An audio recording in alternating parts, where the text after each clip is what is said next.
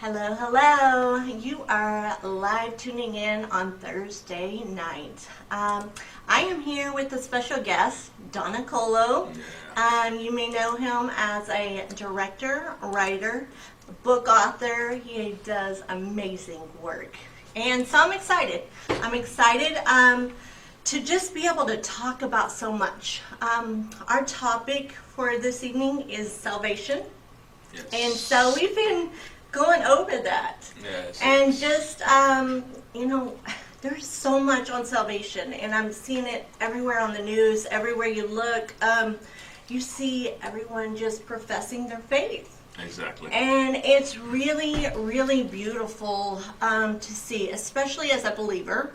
And just to see that out there and to know that God is doing miracles and working miracles in not only our city, but the world. Yes. And so just to have you here, I was thinking, I was like, I was struggling a little bit, about our topic and trying to think of like last week, God, what do you want me to speak on? What am I supposed to speak and what am I supposed to do for you? So after looking and seeing the amazing films that you have and the books that I so graciously, went over and all of them. I mean, he has amazing books, and I hope that you will get the chance to be able to read them. And so I just want you to explain a little bit about some of the books that you have out. And what inspired you to write so many amazing books? Well, I'll tell you this. Let me pick on the Mary, the Mother of God, for example. Okay. It's for me.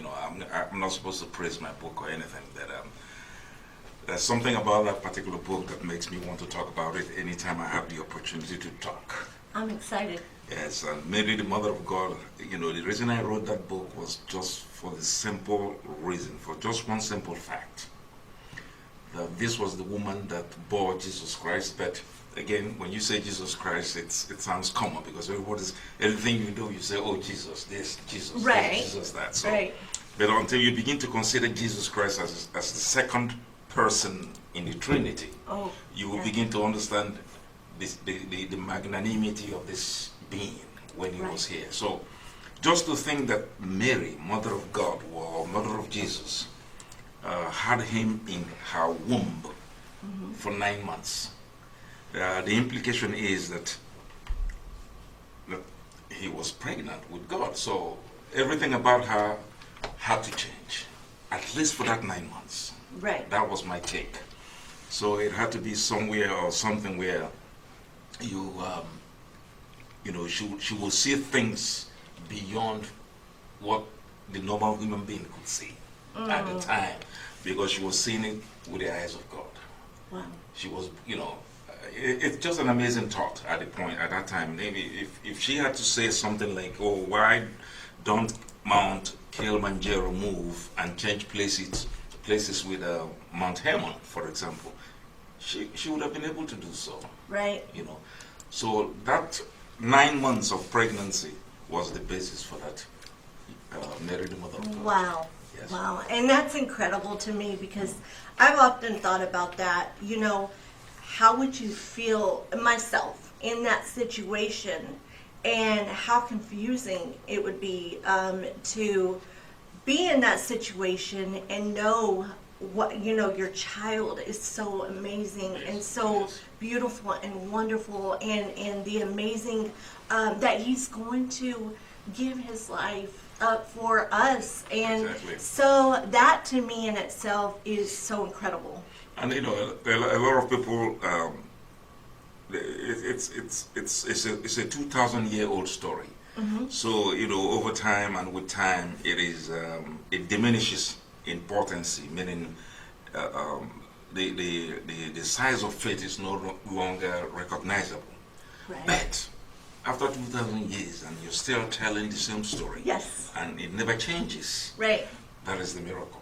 And it's changed, in the Bible, people have changed it 117 times. Just a little bit here, 117 times. And I think over that many years, you would think, if there wasn't a God and we didn't have our Lord, things fade.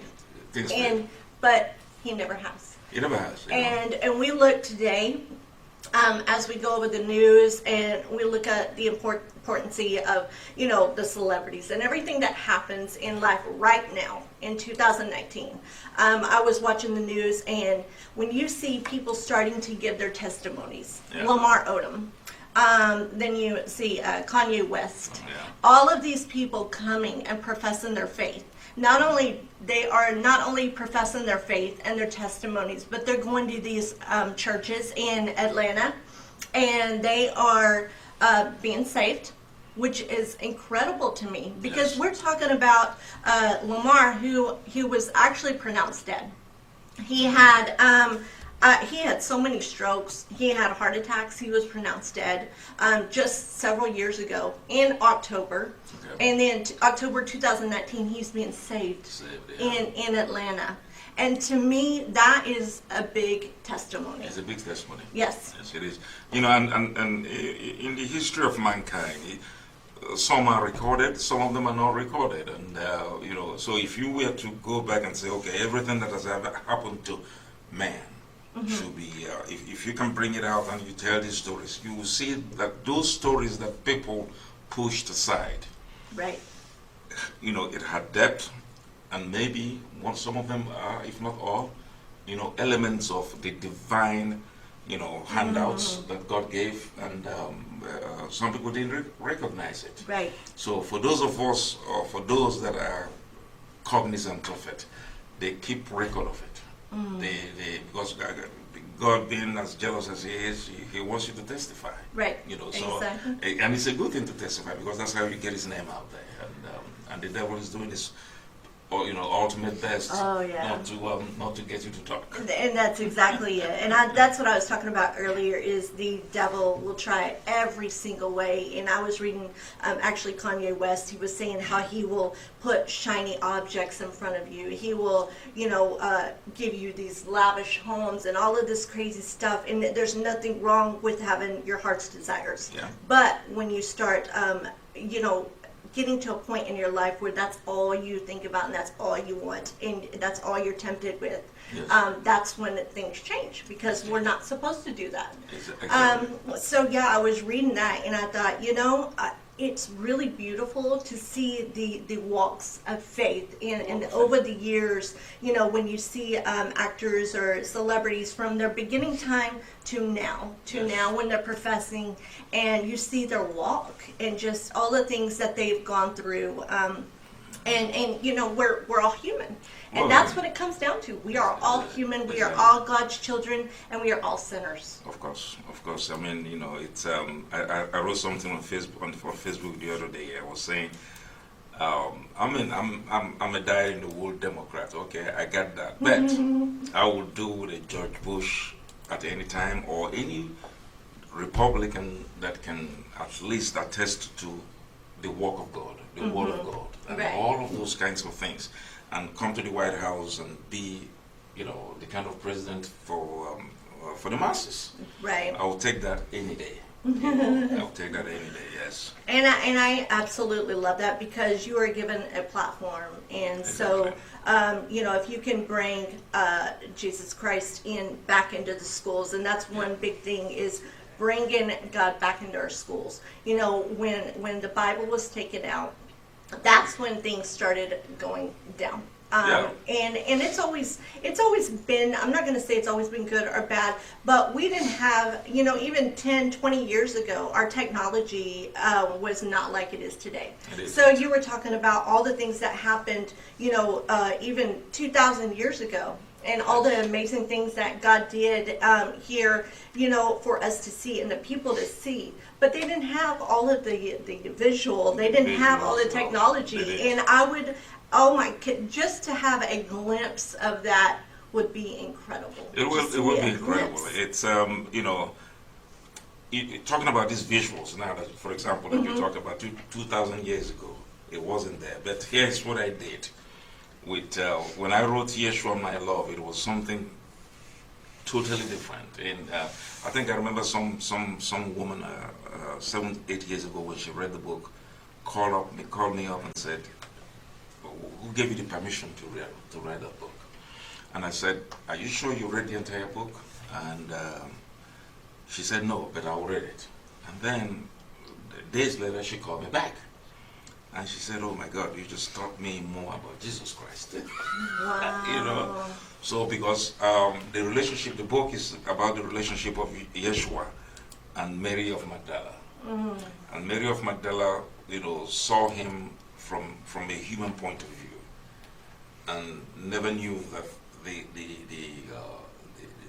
the boy that she was playing with on the playground has some divine properties. Wow. Until and they became very good friends, and for 18 years he never told her who he was at the time, because it doesn't really come from him. Yeah. So he will give someone else that opportunity to tell her. So it took her 18 years to understand who Yeshua was, because he took her to meet with his cousin John.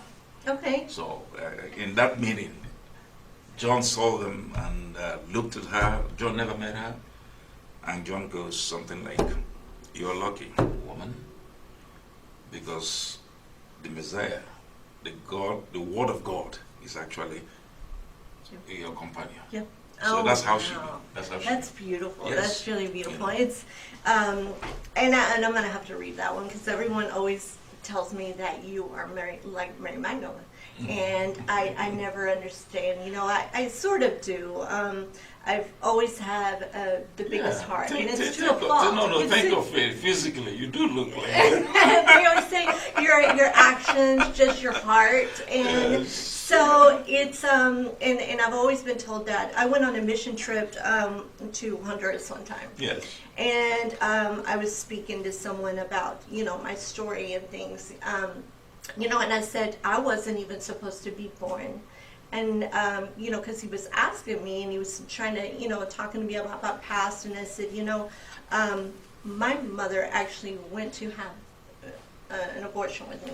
Oh, wow. And what happened was the doctor said, "No, it's too late. You can't have one." Well, that was in August, and I didn't know this until right when I landed in Honduras, and my mother told me the story, and she said, "I'm very proud of you."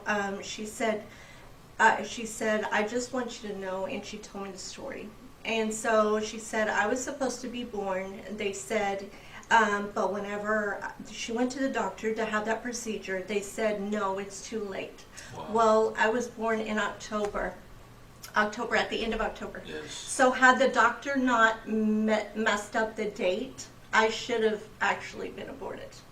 Oh my God. But because the doctor messed up the date, because you think of the months, August, September, October, that's 3 months later. And so I actually probably could have been. And God works here. in mysterious ways. That's right. And so she, and it's amazing to me. And after I heard that story, the guy said, "Have you, felt, a sense of abandonment?"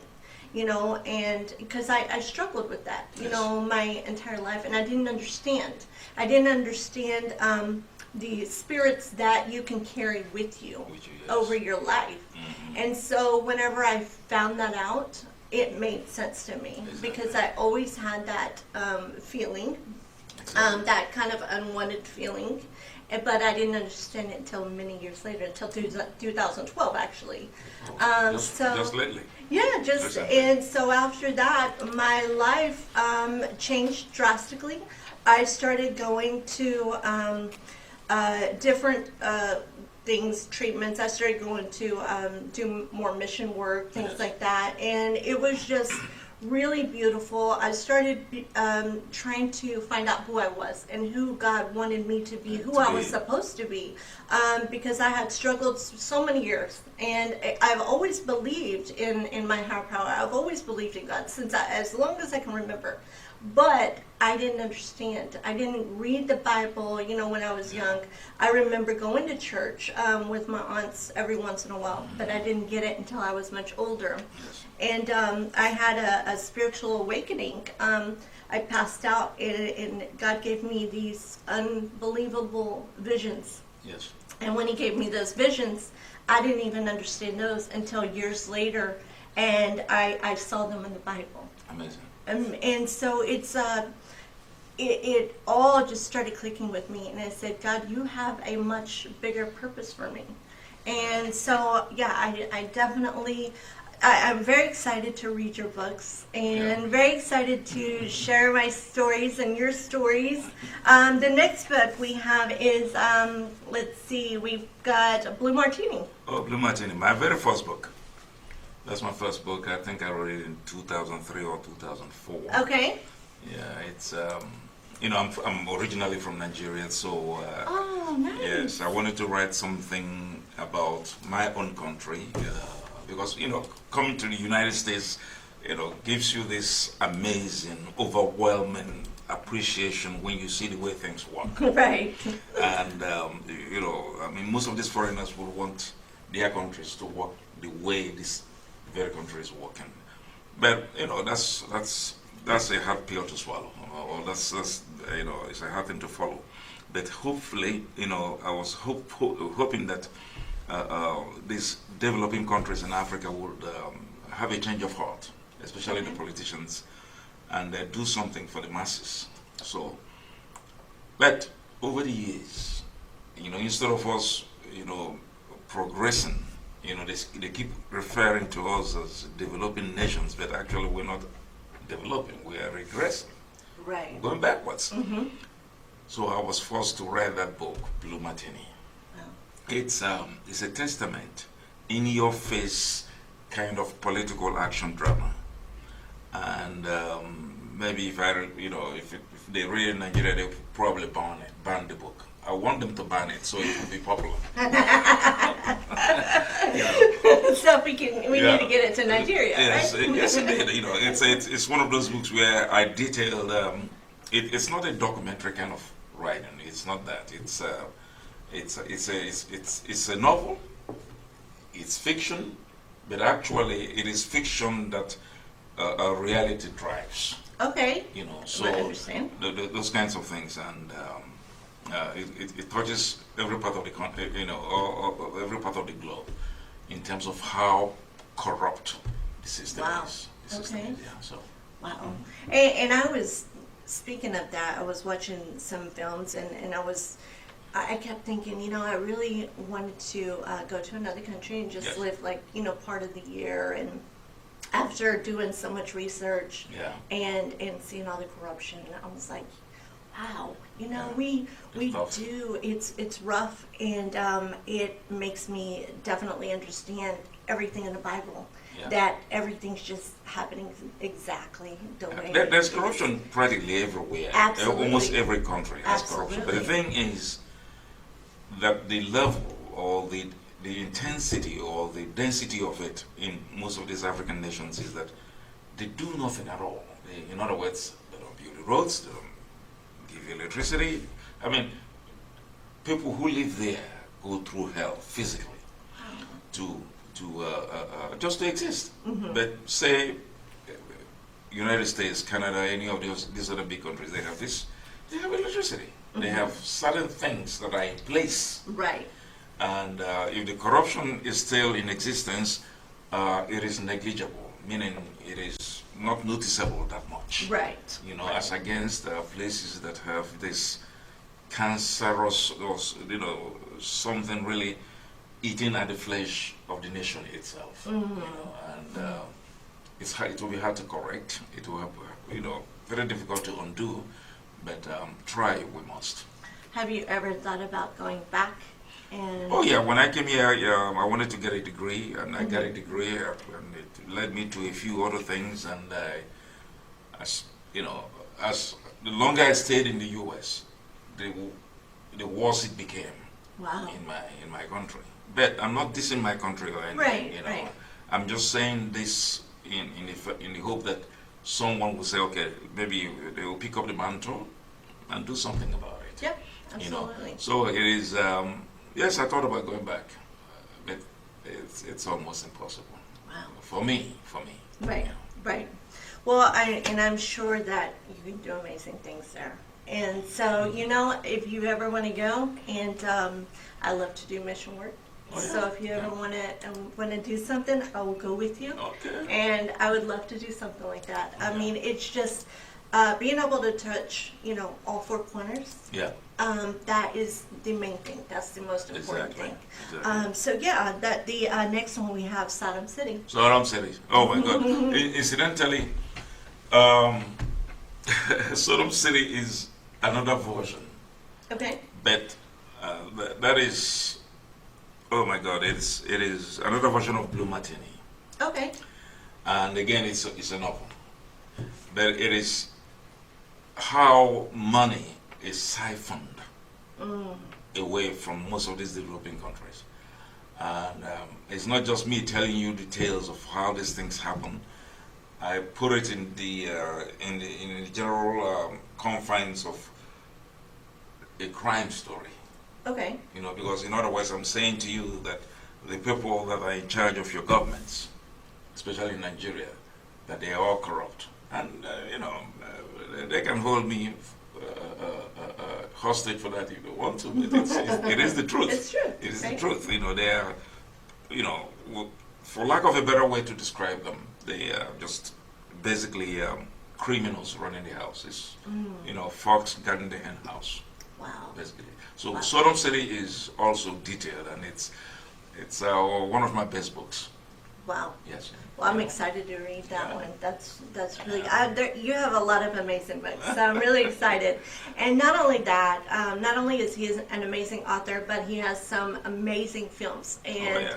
I'm really excited. So tell us about the most recent one. Jurica Road. Yes. Jurica Road. Yes.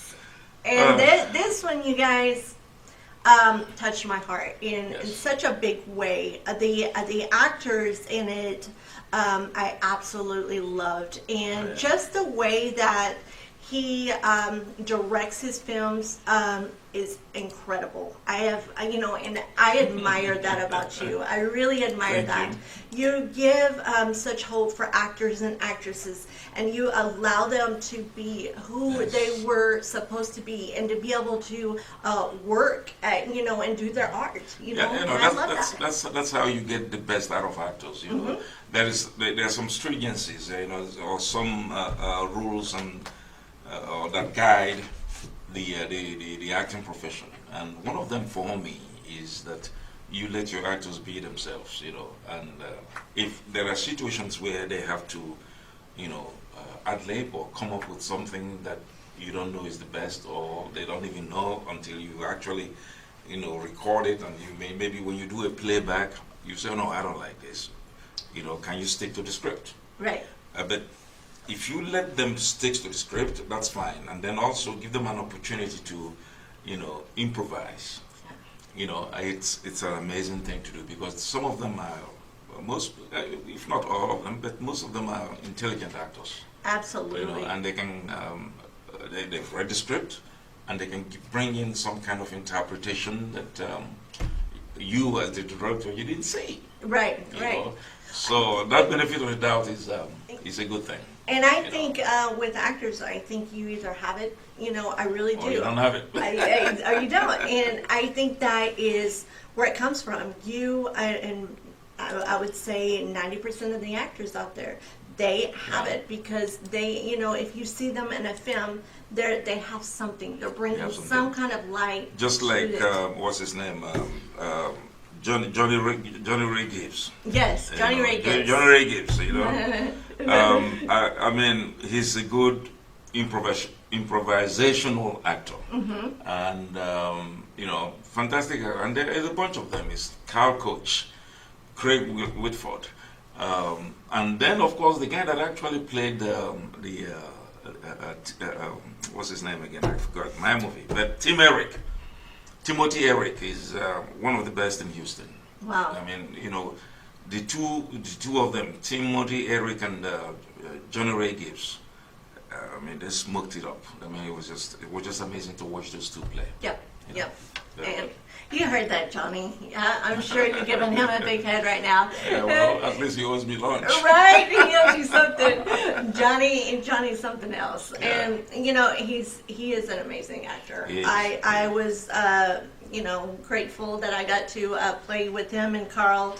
And it was such an incredible moment. Yeah. I love to be able to improv and just be able to be myself. Exactly. I was a bartender, so being able to play those parts that I've already done. I've already done that, and so it comes more natural for me. Exactly. So I would love to, and I'm sure everybody would love to know about the film Jericho Road, Yeah, just Jericho. a little bit, and when it comes out. Yeah, Jericho Road is the story of a guy picks up his daughter, 9-year-old daughter, for the Easter weekend, because he does that every Easter weekend. He picks up his daughter from his mother's house, and the little girl doesn't even know it's her father. She thinks that's her uncle. Oh wow! Yeah, so he picks her up, but on this one Easter weekend, picked her up, and on their way to his house or to wherever he lives, car breaks down.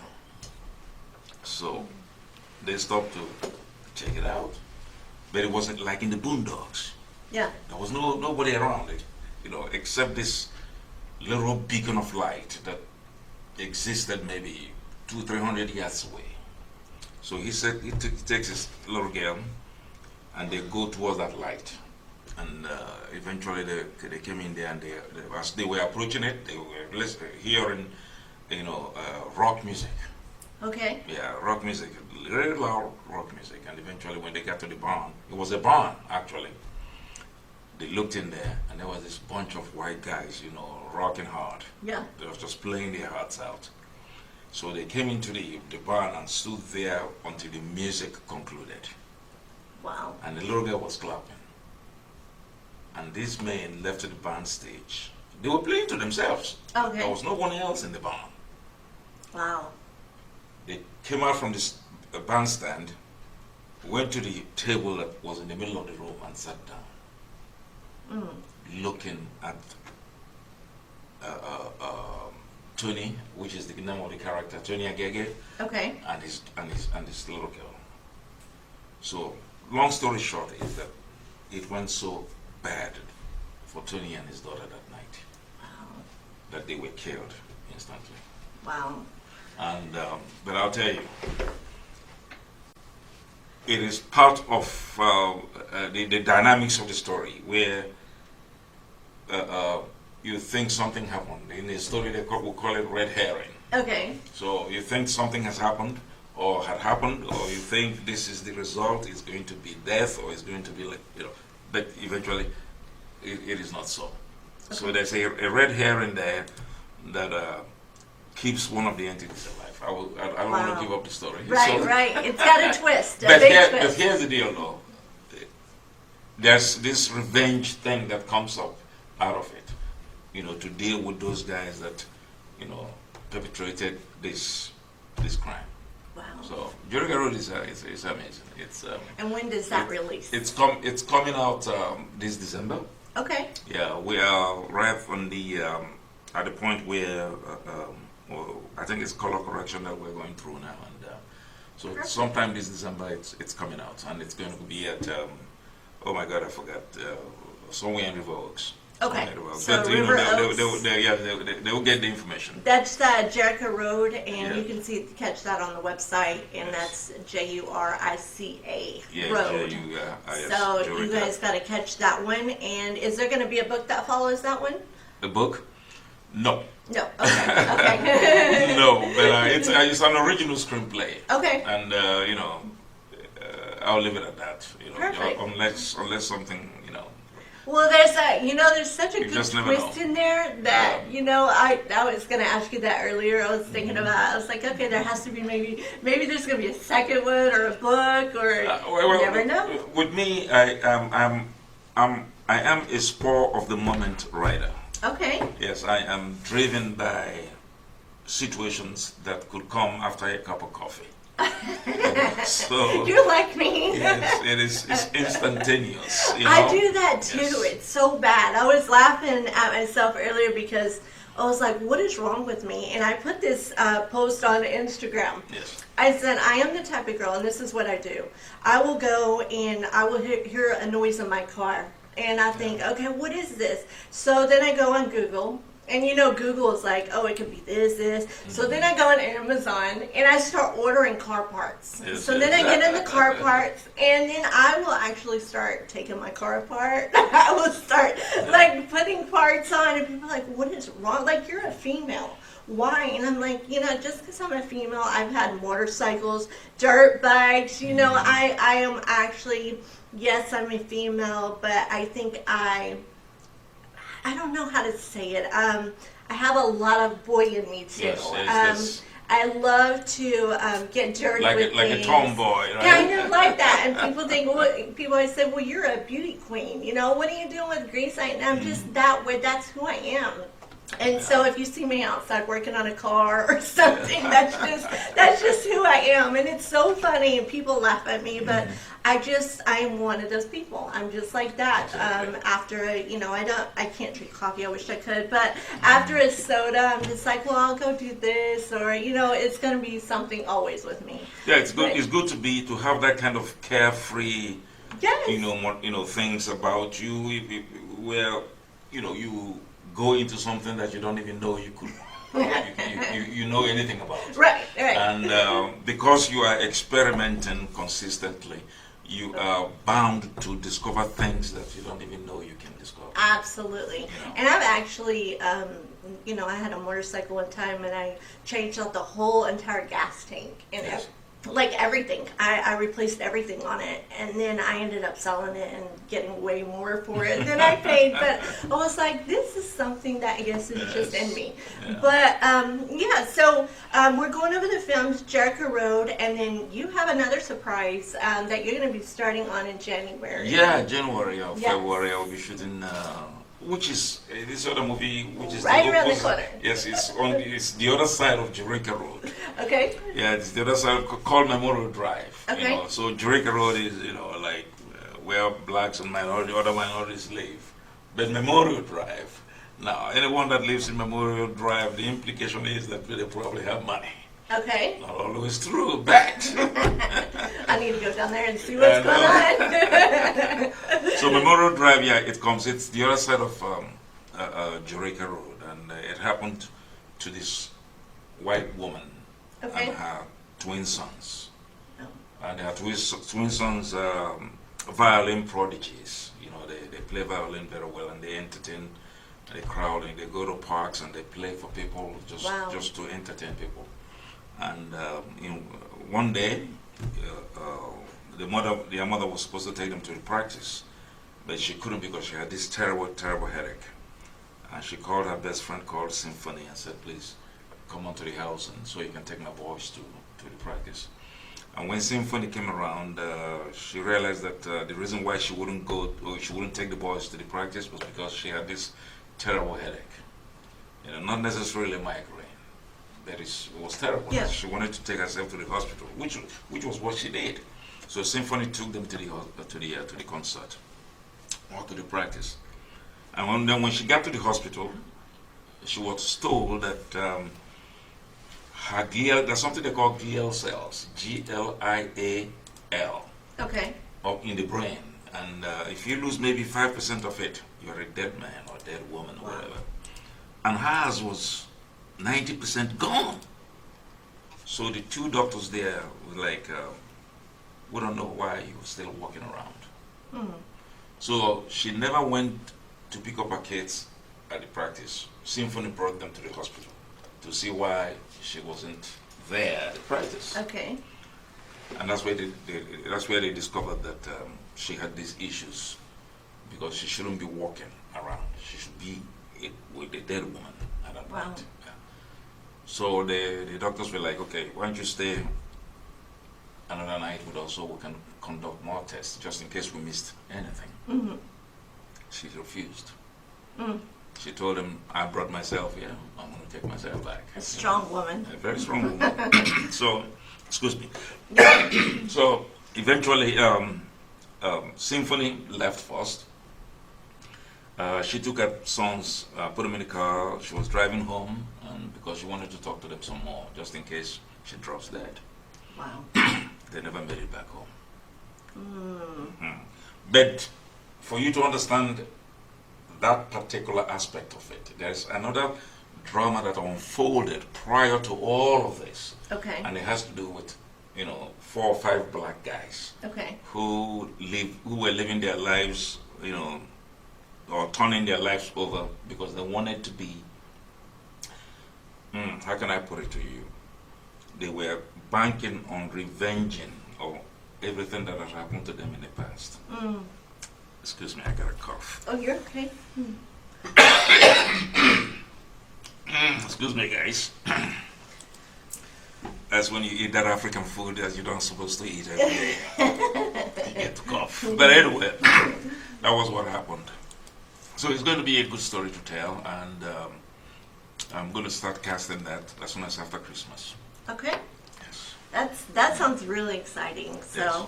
I'm excited, and as a actress, that's definitely something that I'm going to see, and what you have out there, and what I can do to enlighten that. So I'm excited. You have a lot of amazing things going on, and just the hard work and dedication. I always tell people, I hear a lot of people complain about, oh, I don't have this or I don't have that. It takes dedication. It takes. It Yes. takes dedication. It takes consistency. When Satan's dragging you backwards, you got to get up and you got to keep moving, because otherwise you're going to be stuck in a rut, and you'll be stuck there forever. And so that, I learned that you can't set and dwell on things that are happening, or, the past or any of that. You got to keep moving forward. Yeah. Everything in your life is a stepping stone. It's a stepping stone. Everything. I've heard people say to me, oh, Kelly, you've changed so much. And I say, it's not that I changed. I've always had a good heart. It's that I grew up. And I became who God created me to be. And so it's not that I really changed. Yes, I dropped some habits. Yes, I grew up. I grew up, and that's and I see that in the world and in life. And I try very hard to tell people and teach them the ways of the Lord. And we are not perfect. I sin every day. And that's what I want everyone to understand, is there are a lot of people out there, and they just don't quite feel good enough. Like they're not good enough to go to church, or they're not good enough to, have the presence in the Holy Spirit. It's not about that. And I tell them, Jesus loves you for who you are. He created you. Yes. And we all sin. And we're all imperfect humans. Yeah. But we are made in His image. Exactly. And so we have to understand that. So if you're one of those, and you are doubting, you're self-doubting, you don't understand, just, I say pick up the Bible. Read some scriptures, read it, but you have to read it to fully understand it, because you see a lot, people will kind of pick and choose what they want, and see how it fits and molds their life, and you cannot do that. And sometimes, people, the agnostics among us, the atheists, and all of these things, and I'm thinking, what can I say to an agnostic or an atheist? To make them believe. Right. So here's one little thing, and everybody overlook it. Every day you wake up, there's a sun out there, Yes. and that sun has been there for gazillion years. Right. Oh my God, I don't know where I have this You know. Oh, you're okay. Maybe allergies too. I've Yeah. been struggling So- all day long. You know. I understand. So let me tell you this. So, if you take the song, for example, the song for me is a clear-cut case that there is a designer, there is someone who put it there, intelligent design, you know, that kind of thing. So,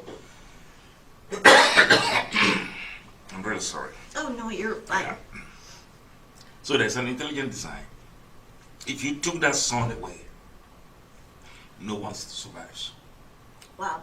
No one survives. Right. Right. It's very There'll be true. no food, no photosynthesis, nothing. It will be too cold to exist. Right.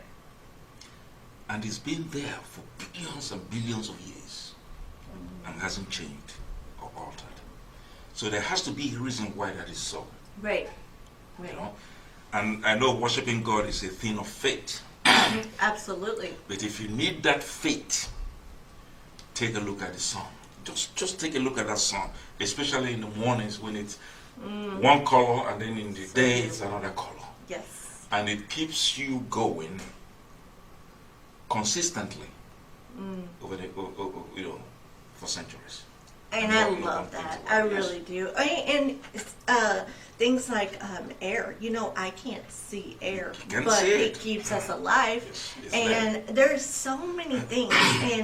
And you know, with science, and a lot of people would try to point to science. I get it. You know, there are things, but God, you know, if you think about your life and all of it, just everything from the time you were born, and you start thinking about everything, and you really kind of try to put it together. A lot of it is just pride. People don't want to believe, and I say pride. They but want proof. They want proof. They want want proof. proof. They want something that they can physically touch or physically see. Yes. And that is lack of faith. And God says, you know, we just have to have faith. You know, that's what it's all about. And having if faith. he were to, if you want that proof, and if he gives you that proof, you may not survive it. Right, it's true. If he looks down and says, okay, listen, I'm taking over, it's over.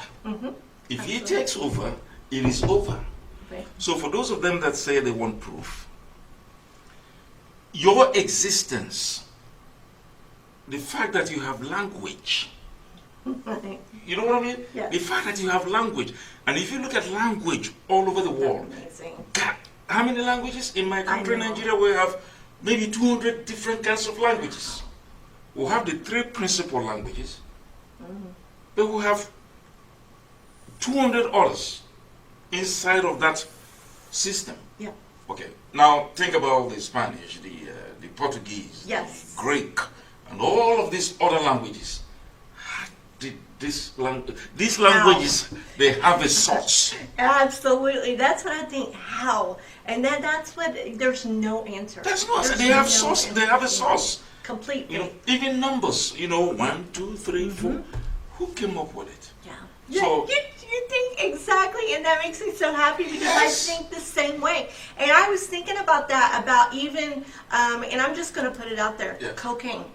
Yeah. What, and it's originally it was used for toothaches. Toothaches, yes. Okay, so who put, you know, God had to put in someone's head to go out there and actually pick a plant, a random plant. A random plant. And just know to put it in their mouth to help To with- numb the pain. to numb the pain. Yes. Things like that to me are so They unfathomable. are inspirational, guided, you know, messages that God gave to this people. Yes, To yes, be able to absolutely. say, okay, yeah, maybe this works. Let me tell you something. Everything that is needed to cure humanity, pathologically speaking here, everything that is needed to cure humanity is on earth. Yes, absolutely. And I absolutely, and if it hasn't or we haven't found it, We'll find it one somebody day. will. So, Somebody, very soon. God has created somebody for everything. Exactly. Everything. And I think it is the most remarkable, beautiful thing ever. Yes. It is really beautiful, and you think exactly like I do. You know, how did this happen? How did all the languages come about? How Yes. did, people know to do all of these things, Yeah. even to walk on the moon? And guess what? Talking about the moon, Yes. I was watching this. I think it's Discovery Channel somewhere. But anyway, they were talking about the moon, the special qualities that the moon has. Mm-hmm. For example, stabilizes the oceans of the world, and is responsible for the seasons, and I think maybe the rotation and the revolution of the earth, all kinds of things. In other words, here is this solar system that is sitting 240,000 miles away from the earth, Right. but it has this commanding presence Yes. that if you took the moon away, we may even float into the universe. Yeah. Yeah. So I mean, go figure. Yeah. I mean, just go figure. But I think on the day we die, that's when you actually realize, oh my God, wait a minute, that's you? Yeah. Yeah, you say, yeah, that's me. But the problem is, are you qualified to come into his realm? That's right. Because for those that are agnostics and atheists, they would probably be wanting to say, look, Father, listen, can I just go back and talk to these guys? Yeah. And Yeah. maybe, of course, it will be too late. Right. But I'll tell you this, it is better for man to believe that he is, That's right. so that when you die and go there and he is, you win. Yeah. Because why wouldn't you? Yeah, you see. Why And then wouldn't the you? other thing is, it is a terrible thing to think that he is not there, and when you die and you go and he's there, you lose. Right. But the other thing is that to really believe that he is. So when you go there and he's not, you don't lose anything. Yeah, that's why I tell people, and You don't an agnostic, I say, why not? What is it going to hurt you? Yes, exactly. Why? Is it hurting your pride? What is it going to hurt you to believe and try to just understand a little bit? Not everyone, all of the believers in the world or the Christians, all the people that are professing their faith, they obviously have something. They obviously have experienced some kind of something, and they're sharing their testimonies. As we spoke of earlier, I love to watch Joyce Meyer.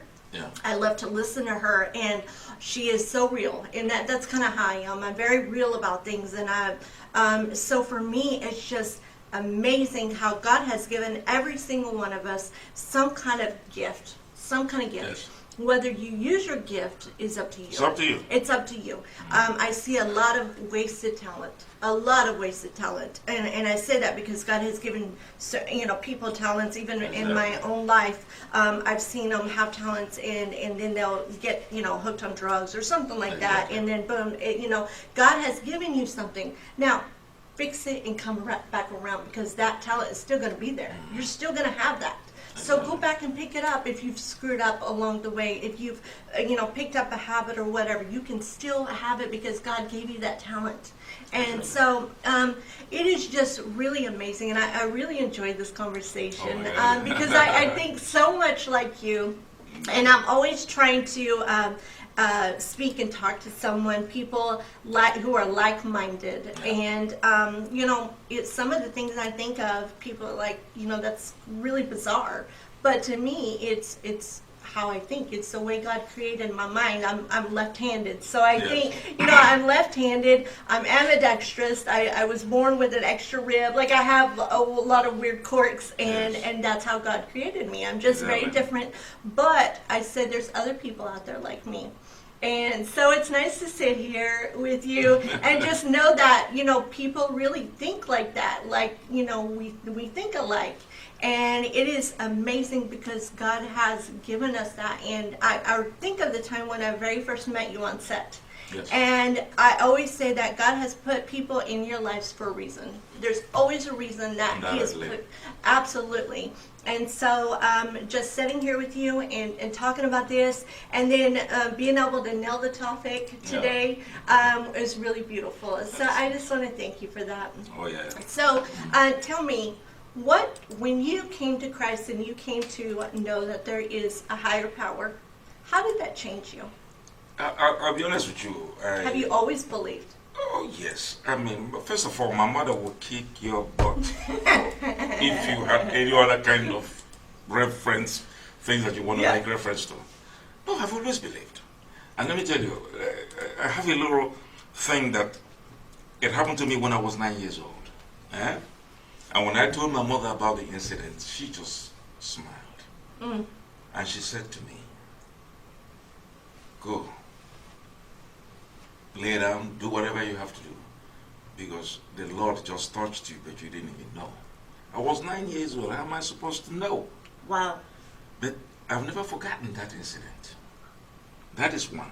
What happened? Oh my God. I was in this primary school, and there's a fence on this side, and there's a Catholic, because I'm Catholic. Okay. And there's a Catholic church on this other side. I was an altar boy then. So the chief, the guy that is in charge of all the altar boys, told me one day, said, look, because you're here in the school, I'll have priests that will come in the daytime to celebrate Mass. And then they will just celebrate Mass and move on. Okay. Can I come around, open the, it's called a sacristy, open the sacristy, set up the altar for them to celebrate Mass. And after they are done, then you can go back to school. And let me tell you something, in Africa, when you go to school there, say for example, the teacher, whoops you, Okay. and you cry home, go home and say, because of that, your parents will whoop you back and you come back to school. The teachers have the right to discipline. Okay. And the discipline is just as good or bad as it is at home. Right. So, but I left one day, maybe 2 or 3 times after I've gone there to help the priest to celebrate Mass. Maybe on the 3rd day, as I was coming back to class, I saw 2 other guys walk with me. They were coming. I don't know where they were coming from. But the 3 of us walked into the class, and the teacher was so angry. He grabbed the first guy, walloped him, grabbed the second. I mean, I'm talking about from 3 to 6 strokes. I can't remember exactly the number of strokes that each of those 2 boys got. Wow. But when he grabbed me and raised the cane, he stopped. Wow. He stopped and just pushed me away. And I left. I walked in. This, if I'm lying, I'm dying. Wow. So I went home. I told my mother about it. My mother never discussed it again with me. I never did. Even until she died 2 years ago, I never did say anything about that. But I've always told the story to anybody who wants to listen. You say, oh, you want God to touch you. That was the day he touched me. I don't know what that teacher saw Wow. for not hearing me. Yeah. Yeah. So, because I was coming from the church, I was coming from celebrating Mass, Wow. and this happened. Wow. That's really So, incredible. so I've always believed, to answer your question, I've always believed, because I would rather believe with faith, and then on the day that I die and he's there, I will win. That's right. That's right. And I love that. Yes. I love it. I was kind of looking, being nosy, and saw that you like Muhammad Ali. Oh yeah, I love him. So I grew up, my father was a boxer. And James Brown, And of yeah, course. I learned to box very young. Yes. So I was never scared of anything, or my dad taught me, very young to box. Oh, yeah. And he told me, he used to watch Muhammad Ali, and he said, if somebody ever pins you down and you cannot get up, Yes. and you are in a bad situation, and he said, you're pinned, you have to bite their ear off. Okay. And I was like, what? And I'm a little kid. And he was like, you have to bite their ear off. You have to do whatever you can to get away. And I will never forget that, because, I saw Muhammad Ali, and of course he has, 61 fights, 56 wins, 37 knockouts, Yes. and 5 losses. Let me tell you what That's amazing. about Ali. Ali is, Yeah. I love those times when he will predict. Yes. And I remember this quote, that Boudini, Drew Boudini gave him. He says, your hands can hit what your hands can hit what your eyes can see. Yes. And that's where the arm floating like a butterfly and stinging like a bee came from. Oh, okay. Okay. Because that's how he hired Boudini. Boudini, Muhammad Ali's brother brought Boudini in to help him as he was preparing to fight Sonny Liston. Okay, I didn't know So that. he didn't know how to introduce Boudini. So Boudini walked in where Ali was sparring and said this: "Your eyes can hit what your eyes can see. Wow. I'm going to float like a butterfly and sting like a bee." And he said to his brother, "Who is he?" And that's how he hired Boudini. Wow. That's how he hired Boudini. that. So when he made those predictions and said, "I'm going to knock you out in 4," he meant it. For example, he said to this guy, "I fought a bum, B-U-M, named Laman Clark. He was my ladder. I told him he will fall in 4.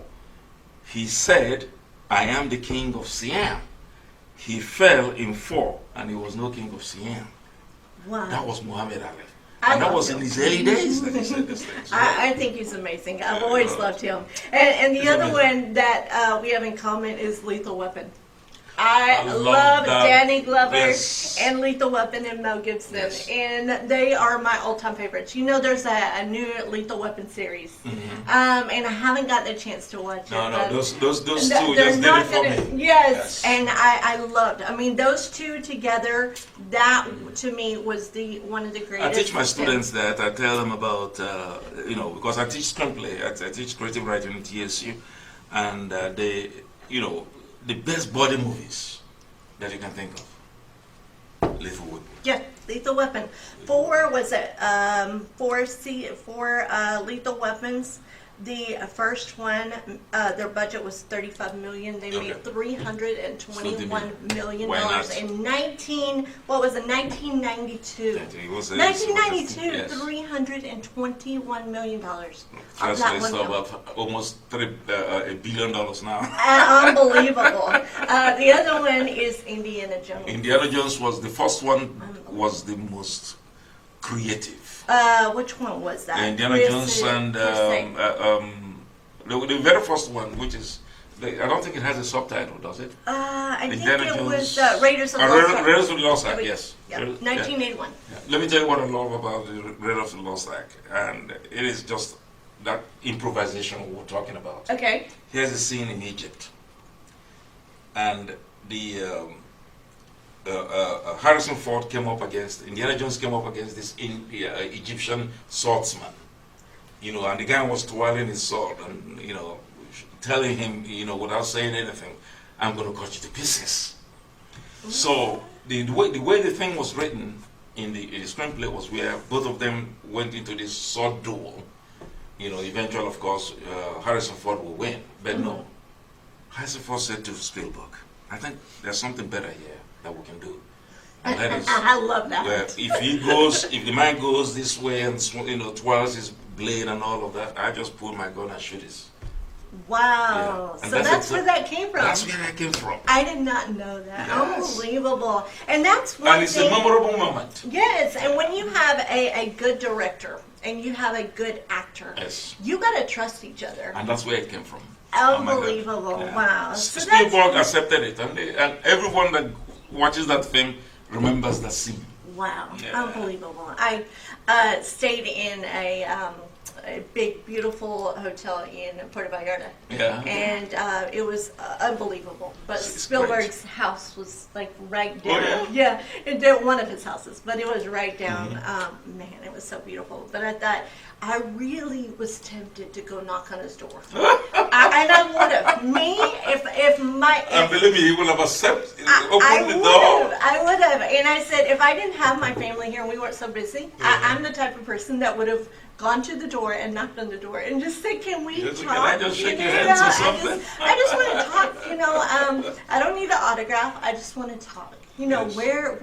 How does your brain work? And it's fascinating. He's a creative director. Very creative. Very And creative director. I have some films that I want to do. One of them's already scripted, Mop Girl. And then there's another one. And I am so excited to do it. So I want to... Short films or feature films? Almost feature. Okay. Almost feature. But there are 2 of them. So one of them is already scripted. I just got to get busy. The other one it's up here, Up and here, it right, has yeah. to do with and part of it's on paper too, but it has to do with my experience when I actually just passed out and didn't wake up for 24 hours. Oh my God. And so it was a lot of visions that God gave Yeah. me that he said, you have to do this. And Yeah. so I didn't know until, years later, and until I was reading things and Yeah. understanding the Bible and things like that. And so it is definitely my job to get that out there. Yeah, you should write So, it. yes, You should write it. absolutely. I'm Don't- very don't- excited. yeah, don't sit on it. No, I'm not going to. And it's weird because, all this stuff and all these people professing their love for Christ and everything, I said, this is the perfect time. To do This it. is the time that I'm supposed to do it. We are coming into, those times where you need to get on the ball. If you don't believe, open a Bible. Start really Yeah. trying to understand. Even if you you don't have the faith and you want proof, you're breathing air. You see the sun come up That's it, every day. yeah. There are so many things. Even a woman with a baby, going through the birthing process from, you see a baby now and you see it was smaller than a seed. Yeah. And it becomes this amazing creative being, in the image of God. And so how can you not believe? And so it's crazy to me, but I hope that you guys enjoyed our show. We absolutely had an amazing time. I Yes. really enjoyed talking to you. I want to have you back on, definitely, in the near future. And we're going to speak on Memorial Road. Jericho Road's going to be coming out. So look for that. If you're in the Houston area, he's going to let us know where you can catch that film. Yes. And that's with, I'm actually in that one. And which I'm actually, really when excited. I think it would be also good for us to, I would like to talk to you regarding the premiering of Jericho Road. Absolutely. So when everything is set, that will give people, tell them exactly where it will be Okay. premiering and how to get their tickets. Believe me, the tickets are not just going to be so high; it's going to be just $10. Oh, So perfect. I would like to talk worth- about it. Yes. Absolutely. So we'll get that done. We'll have production. They're going to do an Yes. amazing job, and we are going to get all of Houston to go see Jericho Amazing. Road. Jericho Road. So I'm very excited. It's going to be an amazing film, and I'm in it. So Yes, of I'm course. excited, and I'm excited. Johnny Blaze, amazing actor. Yeah. Carl Coach. Cal Coach. So Oh, many- Chaz Taylor. Chaz. Yeah, he's Chaz, gonna kill crazy me. Chaz. Oh my gosh. That guy is crazy. Oh yeah, Charles Taylor, Coach Bailey, Craig Whitford, Craig. of So course many Johnny good Johnny actors. Johnny Ray Gibbs and all Yeah. those guys. And who else who am I missing here? Incredible, and I have very good producers. In Susan Mokedi and Curtis Vaughn. Okay. These are two amazing guys that they work their butts off on the And set. the little girl. What And is that her little name? I girl, have Chloe. Chloe. I think, yes. I think. Curtis Vaughn's little girl. Okay, yes. okay. Chloe. Yeah, Chloe, I Chloe. have a picture with you. I mean, She's so beautiful. She nailed it. Yeah, she did. She did, She you did. know. I played pool with her. I showed her how to play some pool while we were in there. Exactly. So it was really cool. I really fun. enjoyed it. I'm really excited for that. And Mike Scallon. Mike Scott. Oh my God. Let me Okay. can I get just 1 minute, Yeah, 1 second go here. for it. Mike Scallon and Johnny Ray Gibbs, they were the two guys that made sure that movie was made. Wow. Yes, Mike Scallon and Johnny Ray Gibbs. Okay. They were the two reasons, or the two primary reasons why Jericho Road was made into a movie. Really? Because here's what happened, and I like to tell this story so that most people that are looking forward to making movies will not be disappointed when someone backs off of your deal. Mm-hmm. Because I've made several movies, and this was the first time it happened to me. We had a deal set where the guy is going to put the funds up, and we're going to shoot two days after that. And on that day that he was supposed to put it off, he actually backed away. Okay. He actually backed away. Wow. So, and we have signed up a whole bunch of people. Everybody was ready to go. Yeah. We didn't have the funds. Okay. So what happened was that Johnny, and God bless Johnny, Yes. he came in. Mike Scarlin came in, and I came in. So the three of us just, Wow. took it from there. I didn't know that. Yes, that's why it was such a passionate movie to make. Wow. Yes. I wondered about that because Yes. Johnny, he's such a great guy. Very nice he guy. messaged, he was like, hey, you made the cut. And I was like, what? I didn't understand. I was like, I didn't know, but thank you for explaining that. Yeah, Exactly. that was Yeah. really cool. That's amazing. So, so look for that one coming soon. I think we have a couple minutes left. And so I just want to thank you for your time. Thank you for being here. And gosh, your stories are incredible. Thank you. Your books, I mean, you've got how many books out? 8 books now. 8 books. Where can they find those? They can find them in, you can go to Barnes & Nobles and actually order them from there, or you can go to my publishers. You can go to Amazon.com too. Okay. But my publishers are iUniverse.com. iUniverse, like the universe. Okay. Which is one word, iUniverse, not just, Yeah, just a letter. lowercase I. Okay. And then universe.com, and that way you can get my books. And also the other publisher that I have is Trafford, Trafford.com,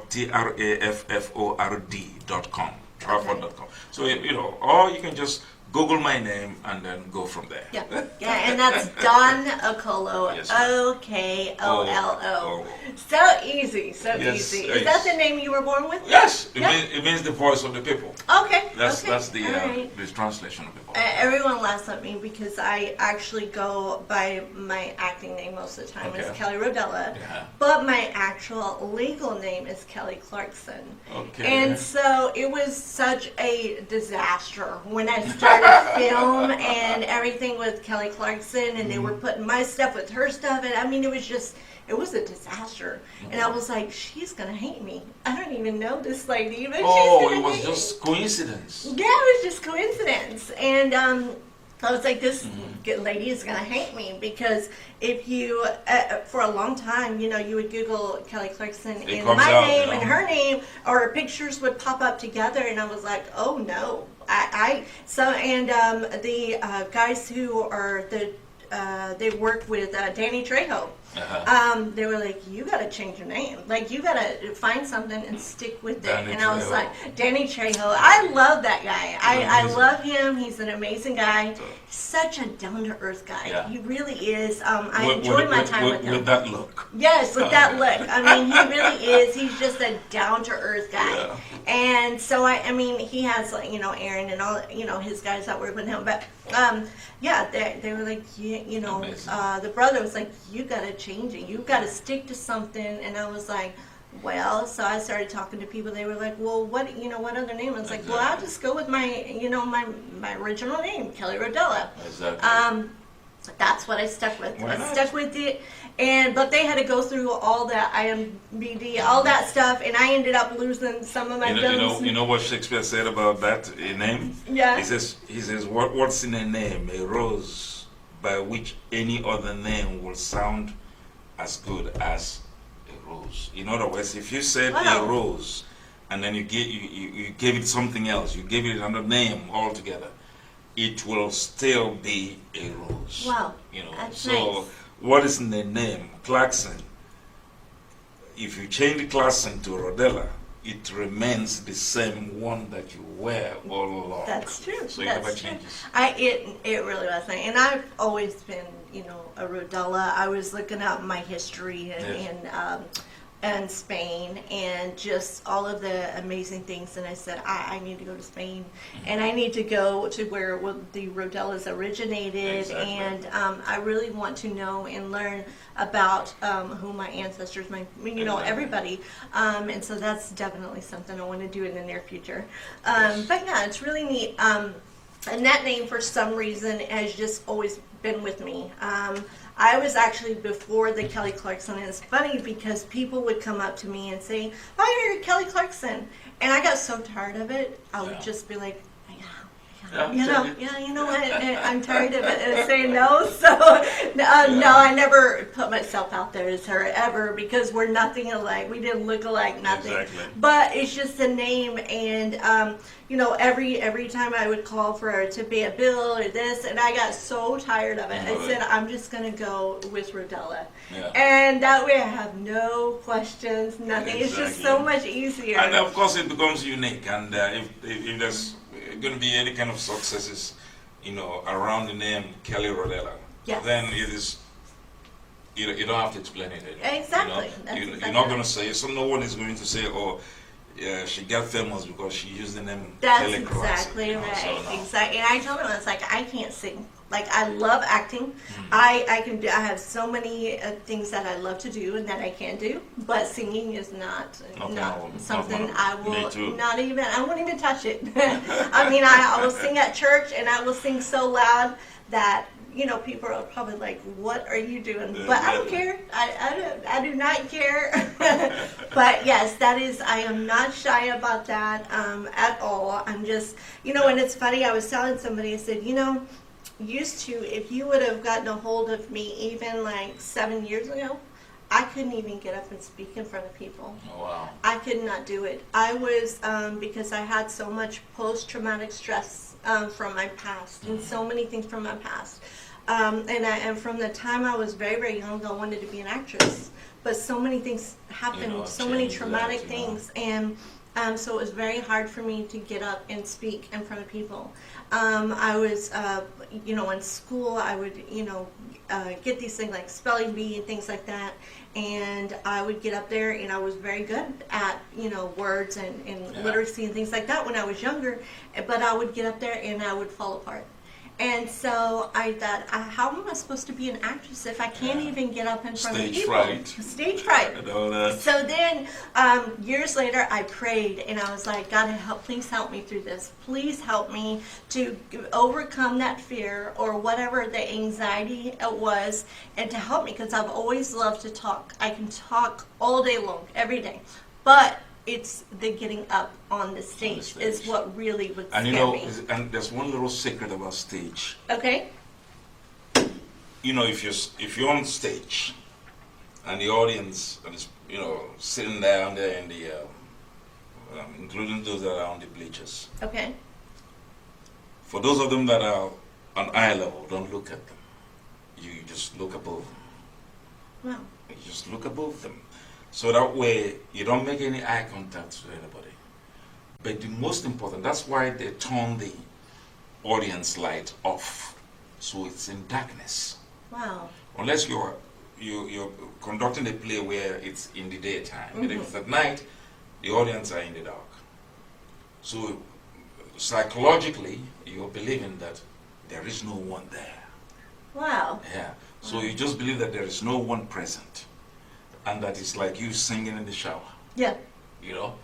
Doing acting in the you go there to take a bath or take a shower and you are acting. You know, actors do that. Right. You know, they reenact scenes that they can come up with, but they are alone, and they do their best work when they are alone. Yeah. So there's this thing about rolling camera, and someone knows they're in front of camera, and they freeze. Wow. Yeah, and they freeze. So there's a way to get by all those things. Yeah. Mine is, for a while, I had a little bit of an issue doing the face-to-face on the computer. Yes. I thought, why is that a little more challenging for me? But if you give me, you know, a script or you tell me what it's about, I can go in there and I can act it, and you know, I'm in the scene. Yes. But it's getting over that initial, you know, the initial thing, interview. So I've been really practicing with that and really trying to get that. And I've just had so Well, many. the other thing is that if you have the kind of director that can, you know, make you really behave a certain way. There are things that certain directors are capable of doing. They will elicit, you know, certain behaviors from people Right. that particular actor doesn't even know that he or she has it. a methodical director will be able to do that without even shouting on you or begging you. For example, I'll give you an example. I had my 9-year-old daughter one time on a scene and she couldn't say the words. You know, she couldn't say the words. And we were just, I was looking for a way to make her to say those words. And I took her away from the camera. And I said, went somewhere around and said, okay, say those words to me. And she said those words to me. Yeah. I said, okay, come back then. And then she came back. They put the camera up, set everything up. And I told everybody to leave the room. Wow. Everybody left the room. And she said it. Wow. Then I told everybody to come back. I said, Yeah. second take. Wow. She said it. Unbelievable. So she was able to, Yeah. get over that hump. I appreciate that. That's why I loved working with you. It's so natural and so easy. And I've worked with some directors that you still do it, you still work, Yeah. but it's not so easy. And then whenever it starts becoming the unnatural, it doesn't feel natural. It doesn't feel And then natural. it doesn't come across, so Exactly. I definitely understand that for sure. Yeah. But yes, so we are live with the Kelly Podcast on the Real with Donna Colo. And you can go back and listen to all the amazing books and the films that are coming out. I'm going to have him back on soon that we can get across and see when Jericho Road's coming out, where the film's going to be, Yeah. and you're going to love it. Yes, So, exactly. yeah, it's going to be really good. So I want to thank you, Johnny Ray Gibbs and Coach Carl, all of those great All those guys, guys, that do amazing work. And I've been very proud to work with you and Thank all you. of those people on set. It's been really unbelievable. Thank you. And I also want to say I am really impressed with the actors, the guys who are making amazing music, like Jesus is King. It's #1 on the Billboard right now with Kanye West. Okay. I'm really proud of those guys for Yes, just yes. being able to profess their faith and to bring everything to light and to not be ashamed of who they are and who they walk with. Yes. And that's impressive to me. I always told people, I always tell my girls, find someone that is a believer, because you were raised to believe. And the Bible says, for one, you're not really supposed to be with someone who is an unbeliever. If you're a believer, Yeah. God says that we need to, be with someone who is a believer, which is wonderful. But if you don't, hopefully that person will come to Christ later on. Yeah. But I always tell my girls, listen, find someone who's going to believe and who does believe, who was raised that way, because they will always come back to Christ. Even if they fall away for a while, they'll always come back to if they were raised in that environment. And it says that in the Bible. If you knew me and you were raised that way, you will come back to me. Exactly. And I really strongly believe that. I think that some people go through and they'll go through an agnostic phase or whatever for a short period of time. But if you really believe and you were raised that way, you will come back to Him. Exactly. So, and it's really cool. I know some agnostic people. I know people who completely just believe in science. And to each is their own. I'm not science, knocking any. science and art Yeah. is divine. Right. That is the biggest divine component. That if you say you believe in science, inadvertently you're telling me that you believe in God, but you're not saying so. Right. It's true. And so is art. That God is God Himself. He's the greatest artist. If you take a look at the universe, Yeah. you will see an amazing construction that makes Him who He is. Right. But we don't see these things because we think man discovered everything. But that man that discovered whatever it is that he discovered was inspired at one That's time. right. Even, say for example, Einstein. And that includes Tesla. These are guys that said they spoke to some other entity that gave them ideas on how to proceed on their theory. Wow. Yeah, Einstein said that, Tesla said that, and the whole Da Vinci, for crying out loud, and Michelangelo. These were guys that said they had communications with someone in the outer realm, in the divine realm, that gave them information on how to conduct their theories. Yes. So again, even St. Paul. Look, remember what happened to St. Paul? Yeah. I like the St. Paul story. Saul, until he was stopped on his way to Damascus to persecute, the followers of Jesus. Yeah. That's when he came to him. And he came to him physically. Stopped him in his tracks. From there, it was over. And he believed. But because he saw him, I'm theorizing that in heaven, your house, my house, and everybody else in this room's house could be bigger than St. Paul's. Yeah. Yeah. And that's the theory there, because he himself believed because he came. Yeah. He showed himself. Yeah, it's true. That's my theory.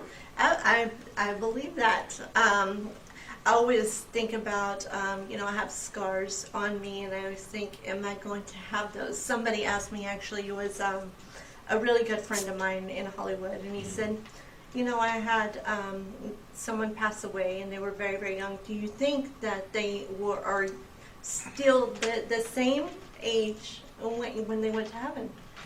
I said, that's, I'm not sure. I really am not sure, because we don't know all the answers. Yes. We don't know. We don't. And that's where our faith comes in.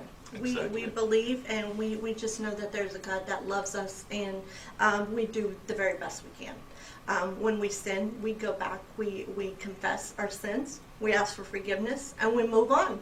And so that is the way I live every day. I know I do wrong. I even took one time, and God forgive me, I took a towel from the hotel, and it was by sheer accident. It was an accident. I mean, we were getting and leaving from the hotel, and it was just in all my stuff. And it was very not that, oh my gosh, please forgive me. I almost called him to oh my God, I need to pay for this towel. But it's things like that, being before I was a believer, before I really, really understood the Lord and really loved Him like I do. I think it wouldn't have ate at my soul for that little thing. But when you start professing, and when you know you truly are a believer and you truly love things, when you do things wrong, it will get to you. It will get to you, and you will confess. You will ask for forgiveness. But you know what you don't have to confess to?